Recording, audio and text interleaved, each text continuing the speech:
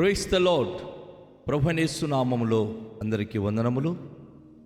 యేసయ్య మాటను ఈ కార్యక్రమాన్ని వీక్షించడానికి ప్రేమతోనే మిమ్మను ఆహ్వానిస్తున్నాను. ఈ దినము యోహాను సువార్త 9వ అధ్యాయము 35వ వచనం నుండి 41వ వచనాల వరకు ధ్యానించుకుందాం. పరిసయ్యులు వానిని వెలివేసిరని యేసు విని వానిని కనుగొని, నీవు దేవుని కుమారుని యందు విశ్వాసముంచుచున్నావా అని అడిగాను. అందుకు వాడు, ప్రభువా, నేను ఆయన యందు విశ్వాసముంచుటకు ఆయన ఎవడని అడుగగా, యేసు, నీవు ఆయనను చూచుచున్నావు, నీతో మాట్లాడుచున్నవాడు ఆయనే అనెను. అంతటా వాడు, ప్రభువా, నేను విశ్వసించుచున్నానని చెప్పి ఆయనను మ్రొక్కెను.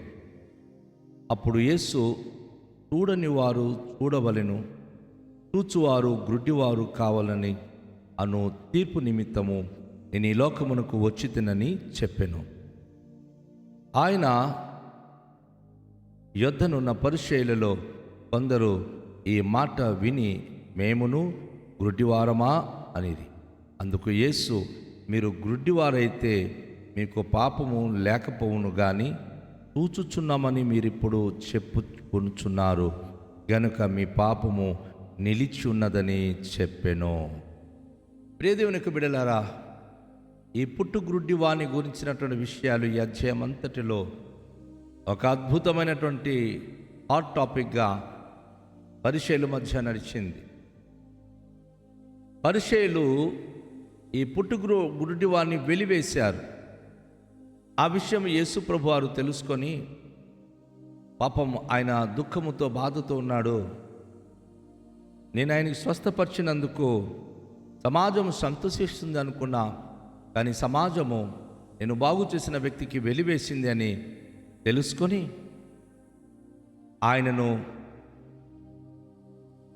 పరామర్శించి ఆయన విశ్వాసాన్ని స్థిరపరచడానికి యేసు ప్రభు ఆయనకు కలుసుకోవడానికి వచ్చారు. ఈ వచనం వింటున్నప్పుడు, వాక్యం వింటున్న దేవుని బిడ్డ, నీకు చాలాసార్లు ఈ లోకము వెలివేస్తుంది కదా, చాలాసార్లు ఇన్సల్ట్ చేస్తుంది కదా, చాలాసార్లు నిన్ను దూషిస్తుంది కదా, లేనిపోని మాటలు నీ గురించి మాట్లాడుతున్నప్పుడు కృంగిపోతుంటావు కదా. అయితే ఈ వాక్యం మనకిచ్చే ధైర్యం ఏంటో తెలుసా?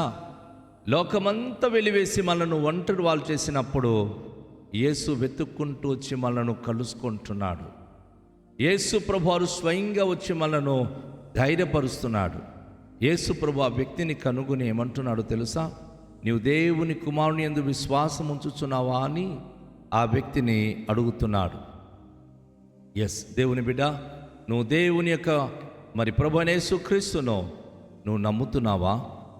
అందుకు ఆ పుట్టుగ్రుడ్డి వాడు అంటున్నాడు, ప్రభువా, నేను ఆయన యందు విశ్వాసం ఉంచుటకు ఆయన ఎవడని అడుగుతున్నాడు. అయ్యా, నేను ఆయనకి చూడలేదు కదా, ఆయన ఎవరని నేను నమ్ముతాను అని చెప్పి స్వయాన్న యేసు ప్రభుతోనే ఆయన ఆ మాట చెప్పినప్పుడు యేసు ప్రభు వారు ఆయనతో ఈ మాట క్లియర్గా చెప్తా ఉన్నాడు, నీవు ఆయనను చూచుచున్నావు, నీతో మాట్లాడుచున్నవాడు ఆయనే. ఎంత అద్భుతంగా ఉంది కదా. అయ్యా, నీతో మాట్లాడుతున్నవాడే ఆ దేవుని యొక్క కుమారుడు లెక్క యేసు ప్రభు. నీ కనులకు చూపునిచ్చిన వాడు నీతోనే మాట్లాడుతున్నాడు. నువ్వు బురదరాచుకొని వెళ్ళినప్పుడు నువ్వు ఆయనను చూడలేకపోయావు. నువ్వు చూపు పొంది, నువ్వు కడుక్కుని చూపు పొందినప్పుడు ఆయన నీకు కనబడలేదు. కానీ ఈరోజు నీ అదృష్టం, నీ ఎదుట వచ్చి నీతో మాట్లాడుతున్నాడే, నీ ఎదుట వచ్చి నిలిచి ఉన్నాడే, నీకు చూపునిచ్చిన వాడు ఆయనే అని చెప్పి యేసు ప్రభువారు అద్భుతంగా ఆ మాటను ఆయనతో మాట్లాడినప్పుడు వెంటనే ఆయన, ప్రభువా, నేను విశ్వసించుచున్నానని చెప్పి ఆయన ఎదుట మోకరిల్లి ఆయనకి మొక్కడం మొదలుపెట్టాడు. కాళ్ళ మీద పడిపోయాడు. అయ్యా, ఆ రోజు నేను గ్రుడ్డివాడుగా ఉండి చూపు పొంది తిన్నగా ఇంటికి వెళ్ళిపోయాను, నాకు అర్థం కాలేదు. కానీ ఈరోజు నాకు చూపునిచ్చిన మహిమగల దేవుడవు మీరేనా? మిమ్మల్ని నేను నమ్ముతున్నానయ్యా, మీ యందు నేను విశ్వాసం ఉంచుచున్నానయ్యా అని చెప్పి ఆయన ఎంతగానో ఆనందముతో యేసయ్య పాదాల దగ్గర మొక్కి ఆయనకి ఎంతగానో ఆయన పూజిస్తున్నాడు.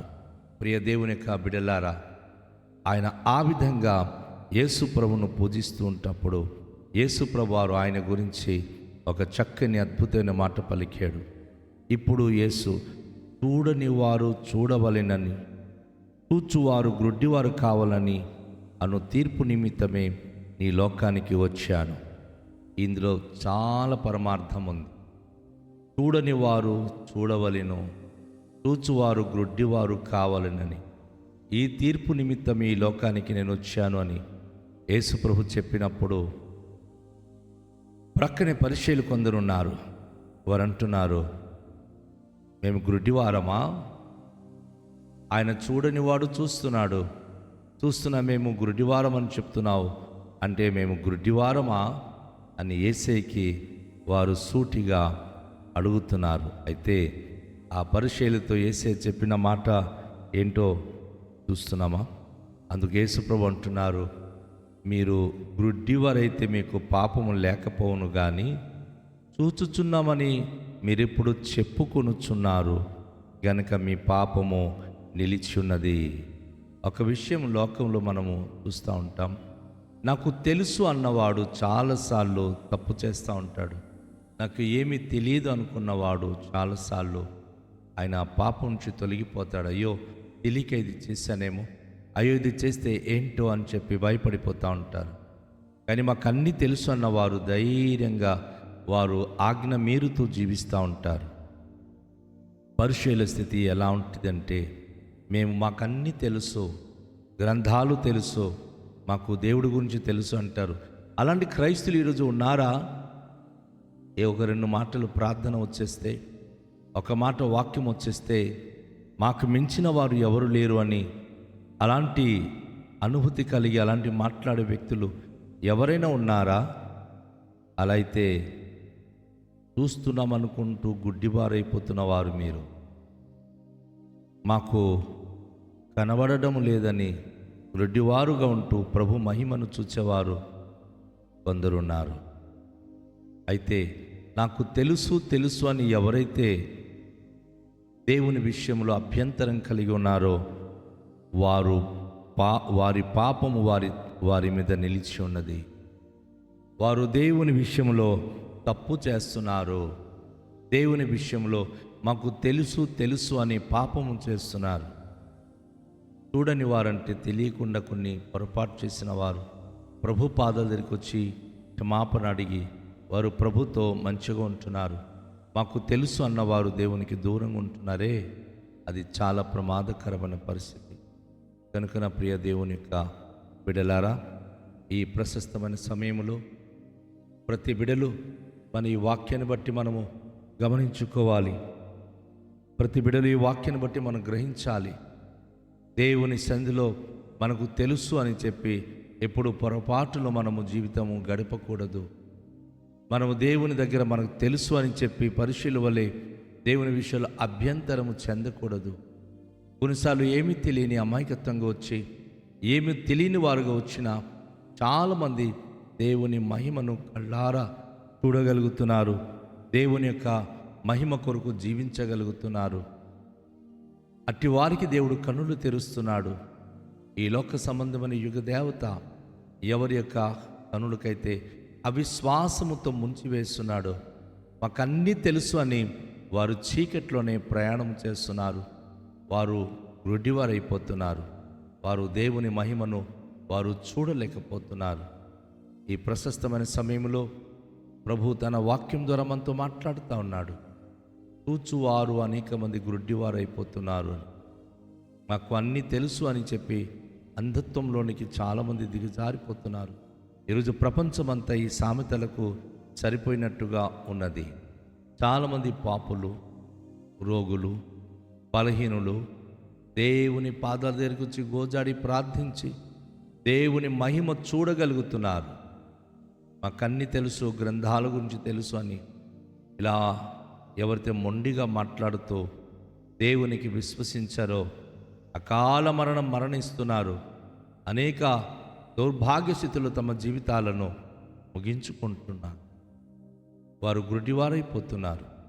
దేవుని క్రియలు వారు చూచే సామర్థ్యత కోల్పోతున్నారు.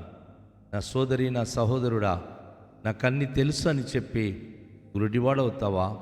నాకు తెలీదు ప్రభు నేర్పించమని చెప్పి ప్రభు పాదాల దగ్గరికి వచ్చి ఆయనకు మ్రొక్కి ఆయన ద్వారా సమస్తము నేర్చుకుంటూ ఆయన ద్వారా తెలుసుకున్నవాడై ఈ గుడ్డివాడు ఏ విధంగా అయితే నేను నిన్ను విశ్వసిస్తున్నాను ప్రభు అని ప్రభు పాదాల దగ్గర మ్రొక్కి ఆయనకు ప్రియమైన బిడ్డగా మారిపోయాడు. తనకు అర్థమైంది, ఈరోజు లోకము ప్రభును అంగీకరించదు, కానీ నా జీవితంలో వ్యక్తిగతంగా నేను అనుభవించిన అనుభవంలో నేను గుడ్డివాడుగా పుట్టాను, యేసే ద్వారా చూపు పొందాను కనుక ఆయన నా దేవుడు, నా ప్రభు అని నిన్ను విశ్వసిస్తున్నానని ఆయన విశ్వసించాడు కనుక ప్రభు అంటున్నారు, చూచువారు అనేక మంది గుడ్డివారైపోతున్నారు. వారు గ్రంథాల్లో ప్రభును చూడాలనుకుంటున్నారు, ఏదేదో విధంగా మాకన్నీ తెలుసు అనుకుంటున్నారు, కానీ వారికి దేవుని మహిమ ప్రత్యక్షము కావడము లేదు. కానీ ఎవరైతే తెలియకుండా, ఎవరైతే ఈరోజు గ్రంథాలు పరిశీలించలేకపోయినా ప్రభును విశ్వసిస్తున్నారు, ప్రభు చెప్పే మాటలకు లోబడుతున్నారో వారు దేవునికి చూడగలుగుతున్నారు.